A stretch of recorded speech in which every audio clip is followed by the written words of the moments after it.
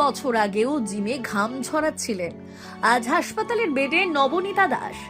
অপ্রত্যাশিত কেন এমন লিখলেন জেতুর প্রাক্তন? 1 বছর আগেও জীবন ছিল অন্যরকম। জিমে শরীর চর্চা করছেন নবনীতা দাস, সুস্থ, আত্মবিশ্বাসী। আর ঠিক 1 বছর পর 1 তারিখে হাসপাতালের বেডে শুয়ে অভিনেত্রী। শনিবার নিজের ইনস্টাগ্রাম স্টোরিতে এই 2 মুহূর্তের ছবি ভাগ করে নিয়েছেন তিনি। একটি 2025 সালের 6 ফেব্রুয়ারি আর অন্যটি চলতি বছরের 6 ফেব্রুয়ারি। ছবির নিচে ছোট্ট একটা শব্দ, অপ্রত্যাশিত। কিন্তু এই এক শব্দেই যেন ধরা পড়ে অনেক না বলা কথা। হঠাৎ হাসপাতালের ছবি দেখে চিন্তায় অনুরাগীরা। ঠিক কি কারণে ভর্তি হতে হলো নবনীতাকে? নিজের অসুস্থতা নিয়ে মুখ খোলেননি অভিনেত্রী।